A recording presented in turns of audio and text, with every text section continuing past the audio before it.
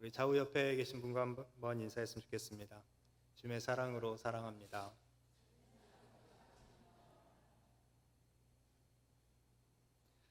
오늘 본문 내용은 우리에게 매우 익숙한 본문이지요. 선한 사마리아인의 비유, 그리고 마리아와 마르다에 관한 일화가 기록되어 있습니다. 여러분은 이 말씀을 어떻게 듣고 또 어떻게 이해하고 계십니까? 우리는 이 두 사건을 각각의 사건으로 받아들이고 또 다른 주제로 각각 본문을 따로 설교하는 내용들을 들을 때가 있습니다. 하지만 우리가 성경을 너무 단락으로 나누어서 읽다 보면 오해가 생길 수 있는데요. 사실 오늘 본문 말씀은 25절에서 42절까지 분리하지 않고 읽어야 하나의 사건으로 우리가 이해할 수 있습니다. 그래야 예수님과 율법 학자 간의 대화의 핵심을 우리가 파악할 수 있습니다. 오늘 본문의 주제는 율법의 대주제인 하나님 사랑과 이웃 사랑을 어떻게 실천해야 하는지에 대한 예수님의 도전이 기록되어 있는데요. 우리가 이 말씀을 통해서 하나님께서 계명을 주신 참된 뜻을 깨닫고 또 그 말씀대로 순종하며 살아가는 저와 여러분이 되기를 주님의 이름으로 축복합니다. 우리 먼저 26절, 27절 말씀을 읽고 시작하기를 원하는데요. 저희 한 목소리로 함께 읽겠습니다. 예수께서 이르시되 율법에 무엇이라 기록되었으며 내가 어떻게 읽느냐? 대답하여 이르되 내 마음을 다하며 목숨을 다하며 힘을 다하며 뜻을 다하여 주 너의 하나님을 사랑하고 또 내 이웃을 내 자신과 같이 사랑하라 하였나이다. 아멘. 한 율법 교사가 예수님께 찾아와서 율법 문제로 예수님을 시험한다라고 오늘 25절 말씀에 기록하고 있죠. 그 질문의 내용은 무엇을 해야 영생을 얻을 수 있습니까? 즉 영생을 얻는 방법에 대해서 예수님께 답을 구하고 있습니다. 여러분은 어떻게 해야 영생을 얻습니까? 예수님을 믿으면 우리가 영생을 얻죠. 예수님께서 우리 죄를 대속하기 위해서 죽으시고 또 우리를 살리기 위해서 다시 살아나신 것을 믿으면 우리가 영생을 얻습니다. 하나님의 자녀가 되고 또한 그 은혜로 인해서 우리가 영생을 누리게 되지요. 그런데요, 지금 예수님과 율법 교사가 대화를 나누는 때는 아직 예수님의 대속이 완성되지 않은 시점이었습니다. 당시 사람들은 그 영생에 대해서, 구원에 대해서 구약적 개념으로 이해하고 있었는데요. 구약적 개념으로 보면 영생은 하나님의 말씀을 지킬 때 얻을 수 있는 것이었습니다. 하나님을 사랑하고 이웃을 사랑하라 하신 그 하나님의 말씀대로 살 때 하나님께서 그들에게 약속하신 것이 생명이고 기업이고 영생이다라는 것이죠. 이 질문은 예수님께도 아니면 그 당시 살아가는 사람들에게도 어찌 보면 쉬운 질문이었습니다. 예수님께서 반문하시지요. 율법에 무엇이라 기록되어 있으며 내가 어떻게 읽느냐라고 반문하십니다. 예수님의 반문에 대해서 율법학자는 이렇게 대답하지요. 27절 우리 다시 한번 읽도록 하겠습니다. 27절입니다. 대답하여 이르되 내 마음을 다하며 목숨을 다하며 힘을 다하며 뜻을 다하여 주 너의 하나님을 사랑하고 또한 내 이웃을 내 자신과 같이 사랑하라 하셨나이다. 아멘. 성경에 있는 말씀, 그는 율법학자였기 때문에 아마 정확하게 답변을 한 것 같습니다. 이 율법학자의 대답에 대해서 예수님께서 뭐라 말씀하십니까? 28절 말씀에 보면 예수께서 이르시되 내 대답이 옳다라고 말씀하시죠. 그리고 이를 행하라 그리하면 살리라라고 말씀하십니다. 즉 예수님께서는 하나님께서 이미 그들에게 말씀하신 대로 하나님의 말씀에 순종해서 그 말씀대로 살면 너희가 영생을 얻는다라고 확인시켜 주시죠. 예수님께서는 영생을 어떻게 하면 얻을 수 있습니까? 라고 하는 그 율법학자에게 이것을 행하라 라고 말씀해 주셨습니다. 그런데 우리가 여기서 한번 생각해 볼 것이 있는데요. 왜 율법학자는 자신이 잘 알고 있는 그 말씀을, 예수님도 잘 알고 있으셨을 거고, 또 그 당시 유대 공동체는 하나님의 말씀대로 살면 영생을 얻을 것이다라는 그 생각을 누구나 가지고 있었는데 왜 이런 질문을 던졌을까? 우리가 한번 생각해 볼 필요가 있습니다. 우리는 이 당시 그들이 처했던 종교적 그리고 정치적인 상황을 조금 이해할 필요가 있는데요. 율법에 의하면 하나님께서는 그 백성에게 약속하신 바가 있지요. 그들이 하나님의 말씀대로 살면 여호와 하나님께서 그들에게 인애를 베푸셔서 그들이 땅에서 번성하고 토지 소산이 풍성하고 또한 그들에게서 모든 질병이 멀어진다라고 약속하셨습니다. 또한 하나님께서 그들 중에서 함께 하셔서 그들 중에 있는 다른 민족을 다 쫓아내시고 세상의 왕들이 그들을 침범하지 못하게 하신다. 그들을 당할 자가 없게 하실 것이다 라고 말씀하셨습니다. 이것을 신명기 7장에 약속하셨고 이것은 하나님의 약속, 하나님의 언약이라고 우리가 표현을 하죠. 그런데 지금 이들의 삶을 우리가 한번 생각해 보면 그들은 하나님의 은혜로 70년 포로 생활을 마치고 고국으로 돌아왔습니다. 에스라를 위시해서 바벨론 포로 공동체는 그들이 하나님 나라 공동체를 회복하기 위해서 말씀을 철저하게 지켜야 된다라는 생각을 가지고 있었고 누구보다도 그 말씀에 대한 사모함, 그 말씀에 대한 열심이 있었다라는 것이죠. 미가서 6장 8절에 이렇게 기록되어 있는데요. 사람아 주께서 선한 것이 무엇임을 너희에게 보이셨나니 여호와께서 내게 구하시는 것은 오직 정의를 행하며 인자를 사랑하며 겸손하게 내 하나님과 함께하는 것이 아니냐. 이 미가서의 말씀처럼 그 당시 유대 공동체는 그들이 하나님 나라의 회복을 꿈꿨고 그 방법이 자신들의 노력이 아닌 하나님의 말씀에 순종하고 그 말씀대로 살 때 그들이 회복될 것이다라고 생각했다라는 거죠. 그래서 그들은 누구보다도 말씀 연구에 열심이었고 또 말씀대로 살고자 하는 그런 열정들이 있었습니다. 그래서 그들 공동체에서 이방인 배우자를 다 쫓아내죠. 솔로몬이 이방 여인을 아내로 취하여서 이스라엘이 망하게 된 근본 원인을 제공한 것을 그들은 알았기 때문에 그들 공동체가 더 이상 하나님의 진노에 놓이지 않게 하기 위해서 이방인들을 다 쫓아낼 정도로 그들은 철저하게 말씀을 지키려고 했습니다. 그런데 그들에게 어떤 일이 있어요? 시간이 흘러가요. 400년이라는 시간이 흘러갑니다. 분명 그들은 하나님을 사랑하고 이웃을 사랑하고 또 하나님의 말씀을 그렇게 열심히 지키고 있지만 그들의 나라는 그들이 생각했던 하나님의 나라가 그들에게 임하지 않고 있다는 거죠. 그들은 계속해서 외세의 침입을 받고 있고 또 경제적으로 고통 가운데 살아가고 있었습니다. 그때 그들이 생각했던 것은 내가 하나님의 말씀을 잘 지켜서 하나님을 사랑하고 이웃을 사랑하는데 이것 말고 또 내가 해야 될 일이 있을까? 라고 그들은 생각했다는 거죠. 이 율법학자의 말처럼 우리가 무엇을 하여야 영생을 얻을 수 있습니까? 라는 이 생각을 당시 많은 사람이 하고 있었다라는 거예요. 이 질문을 예수님께 한 사람은 율법학자뿐만 아니라 부자 청년도 예수님께 나와서 무릎 꿇고 예수님께 달려와서 무릎 꿇고 구한 것이 선한 선생님이여 내가 어떻게 하면 영생을 얻을 수 있습니까? 라고 질문했던 내용을 우리는 기억하고 있습니다. 그만큼 그들은 영생에 대해서 하나님의 은혜를 입기 위해서 그들은 열망을 가지고 있었습니다. 그들을 향해서 예수님께서 하신 말씀은 이를 행하라 그래야면 너희가 살 것이다 라고 말씀하여 주셨죠. 하지만 율법학자는 이 예수님의 답변을 제대로 이해하지 못한 것 같습니다.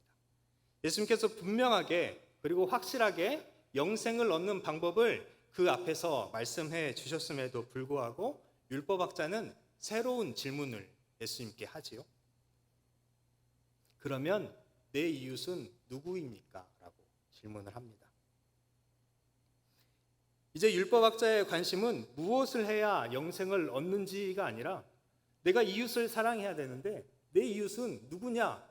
이것에 또 마음을 빼앗긴 것이죠. 마태복음 5장 43절에 보면 예수님께서는 내 이웃을 사랑하고 내 원수를 미워하라 하였다라는 것을 너희가 들었으나 라고 유대인들의 생각을 말씀하면서 새로운 율법을 해석해 주시지요. 그것은 원수도 사랑하라라는 교훈이었습니다. 아마 이것은 당시 유대 공동체에게는 잘 받아들여지지 않는 그런 교훈이었을 거예요. 당시 유대인들, 특히 율법학자들은 내 이웃 그 개념을 혈족의 개념으로 받아들이고 있었다라는 거죠. 이 혈족이라는 것은 다른 의미로 표현하면 식탁의 교제를 할 수 있는 사람, 이 사람이 내 이웃이었던 거예요.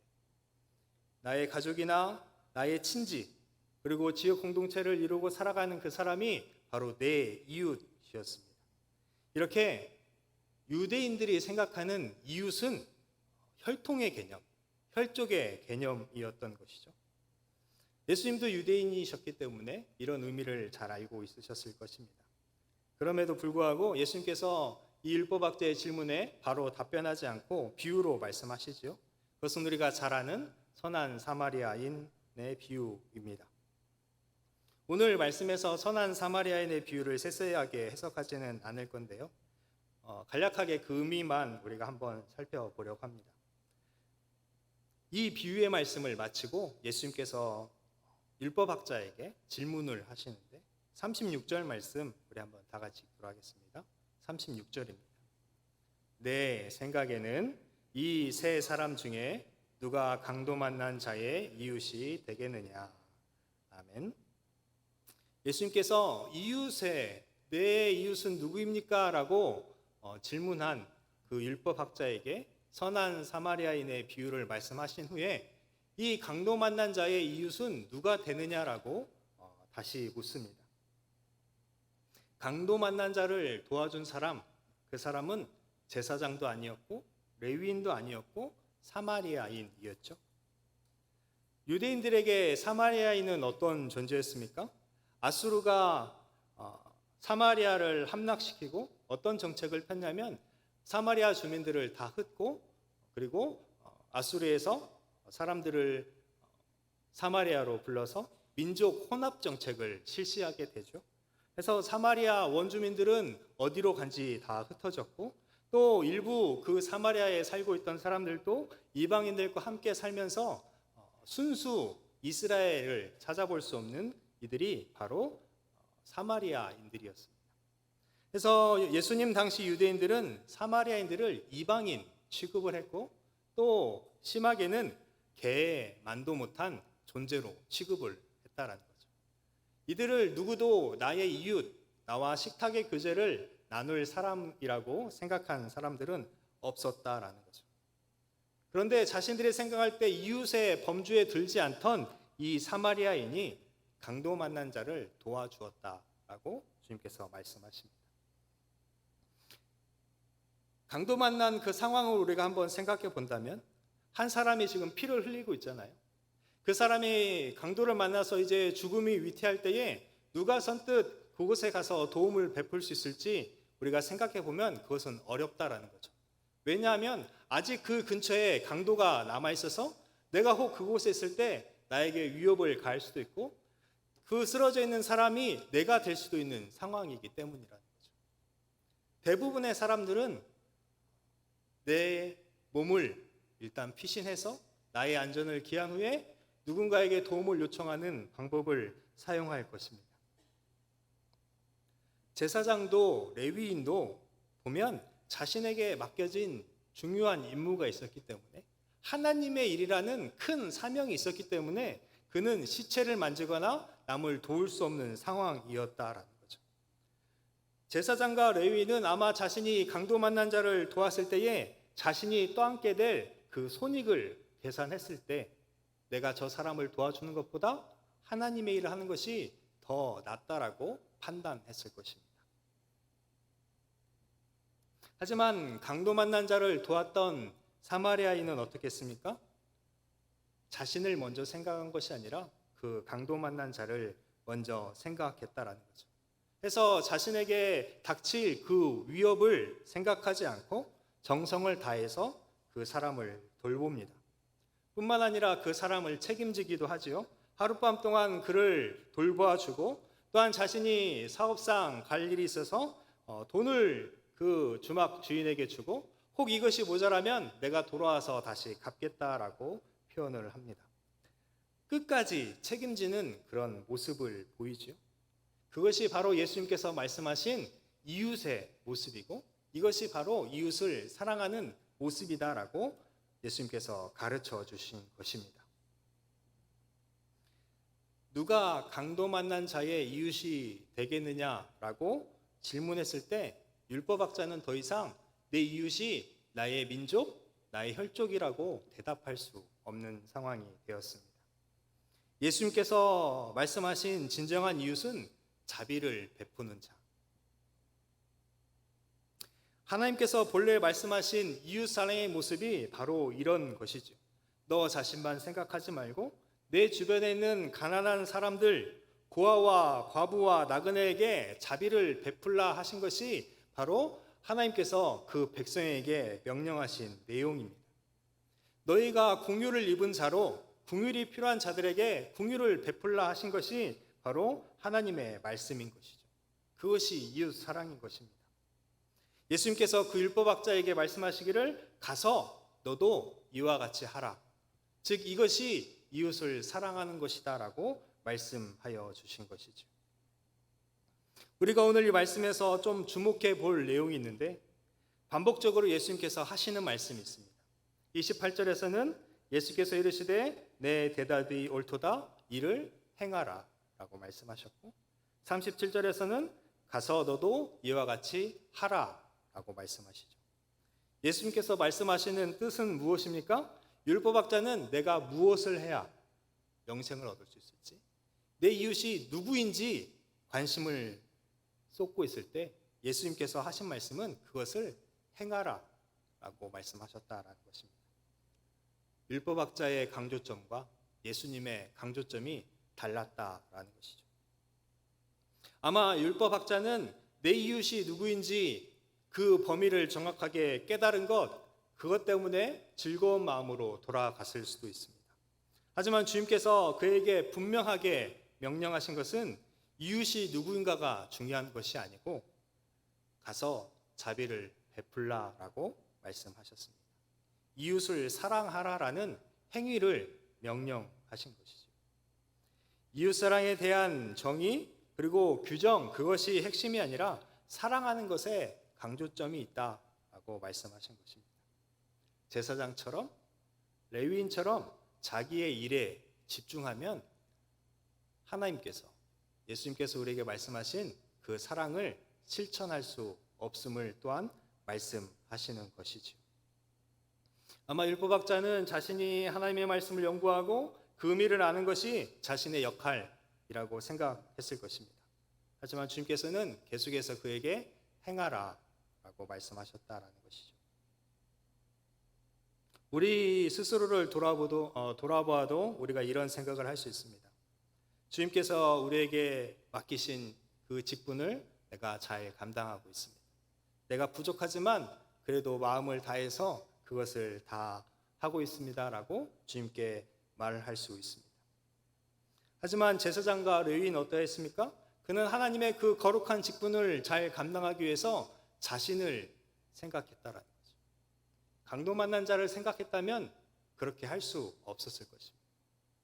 내가 하나님을 예배하면서 또한 교회 직분자로 교회를 섬기면서 또한 가정과 직장 가운데 하나님의 사람으로 살아가면서 나 자신을 생각하면 그것은 이웃을 사랑하는 모습이 아니다라는 거예요. 혹 나에게 위협이 가해져도 내가 혹 손해를 보아도 베풀 수 있는 것 그것이 진정한 사랑이고 하나님께서 요구하신 것이다라는 거죠. 하나님께서 왜 우리에게 이것을 요구하셨는지 생각해 보면 하나님께서 그렇게 하셨기 때문이죠. 하나님께서 이스라엘과 언약을 맺으시고 너희가 이 말을 잘 지키면 너희가 복을 받을 거야. 너희가 이것을 잘 지키지 못하면 너희가 벌을 받을 것이야 라고 끝나신 것이 아니라 하나님은 이미 언약했기 때문에 그것만 하셔도 되지만 그것으로 끝나신 것이 아니라 오히려 자기의 아들을 내어주셔서 그 언약대로 살 수 없는 그 백성에게 긍휼을 베풀어 주셨죠. 그 긍휼을 베풀어 주신 하나님께서 너희도 긍휼을 받은 자처럼 긍휼을 베풀라. 사랑을 받은 자처럼 사랑하라라고 명령하고 계시다라는 것입니다. 우리가 이런 율법학자처럼 어떤 합리적인 생각, 어떤 개념에 빠지게 되면 우리는 정작 하나님께서 우리에게 말씀하신 그 내용에서 벗어날 수 있습니다. 교회에서 이 일을 해야 되는데 어떻게 해야 되는데 우리가 생각하지 않고 자꾸 다른 의견을 이야기하고 딴 다른 생각을 이야기하는 것, 그것은 하나님이 원하는 모습이 아니다라는 것이죠. 그러면 마리아와 마르다 이야기는 어떤 교훈입니까? 이웃에게 자비를 베푸는 것, 이웃 사랑에 대해서 교훈하신 주님께서는 바로 그 뒤에 마리아와 마르다 사건을 기록하게 하십니다.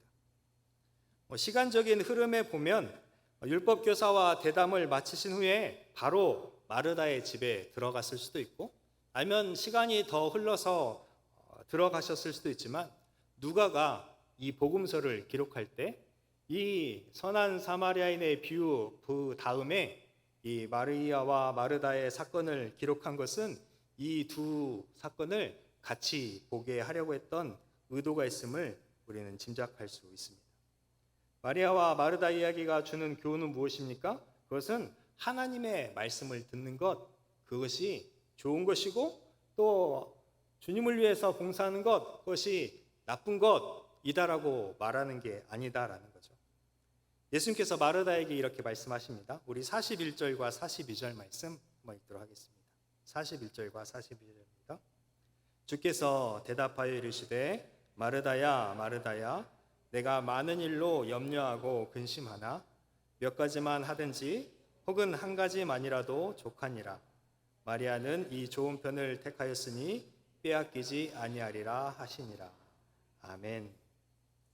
주님께서 하시는 말씀은 음식을 준비하는 마르다가 잘못되었다라고 말씀하는 게 아니라라는 거죠.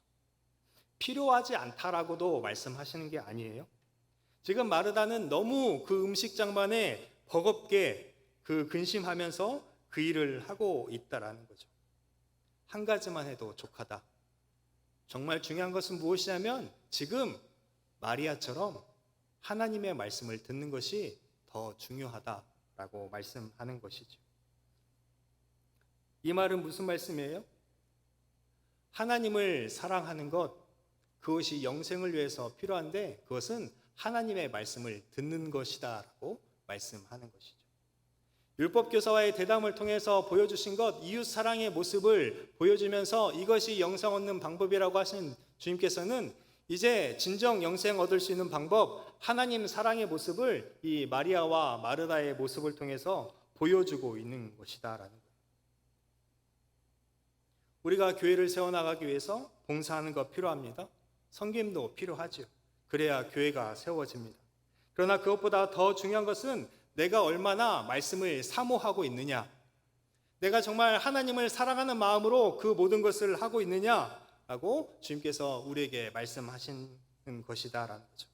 혹 우리가 사역에 치여서 아니면 봉사하는 일에 치여서 하나님의 말씀에 마음을 두지 못하고 있다면 그것은 하나님을 제대로 사랑하지 못하는 것이다라는 거죠.